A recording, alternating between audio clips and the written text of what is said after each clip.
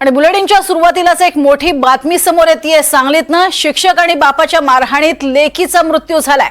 सराव परीक्षेमध्ये कमी गुण मिळाल्यानं वडिलांकडनं ही मारहाण झाली आहे। सांगलीच्या आटपाडीमधील नेलकरंजीमधली ही घटना आहे। आईच्या तक्रारीनंतर वडील धोंडीराम भोसले याला अटक करण्यात आलेली आहे। आताची सगळ्यात मोठी बातमी आपण बघतोय। सांगलीमधल्या आटपाडीमधली ही घटना आहे। आईच्या तक्रारीनंतर वडिलांना अटक करण्यात आली आहे। शिक्षक आणि बापाच्या मारहाणीमध्ये लेकीचा मात्र जीव गेलाय। अधिक माहिती घेऊया। शरद सातपुते आमचे प्रतिनिधी आपल्या सोबत आहेत। शरद, नेमका काय हा सगळा प्रकार? नक्कीच प्रज्ञा, या घटनेने पूर्ण हळहळ व्यक्त होत आहे पूर्ण जिल्हाभर। या साधना भोसले ही 17 वर्षाची युवती नीट परीक्षेची तयारी करत होती। 10वी मध्ये तिला 95% गुण मिळाले होते।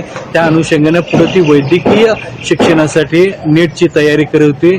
ही खाजगी शिकवणीमध्ये तिला पहिल्या परीक्षेत प्रायमरी एक्झाममध्ये तिला अतिशय कमी गुण मिळाल्याने वडील हे तिचे शिक्षक पेशाचे आहेत। त्याच गावामध्ये एका खाजगी संस्थेत ते शिक्षक आहेत।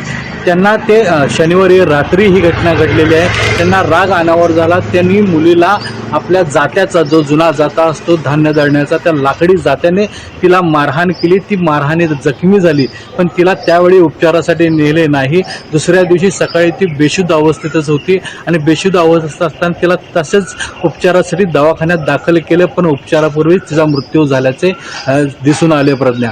पण या घटनेत शवविच्छेदन केल्यानंतर हा प्रकार मारहाणीतून झालेला आहे। तिचा मृत्यू मारहाणीमुळे झाल्याचं स्पष्ट झाल्यानंतर तिच्या आईने म्हणजे धोंडीराम भोसलेच्या पत्नीने आटपाडी पोलीस स्टेशनात तक्रार दिल्यानंतर धोंडीराम भोसले यांना अटक झालेली आहे प्रज्ञा।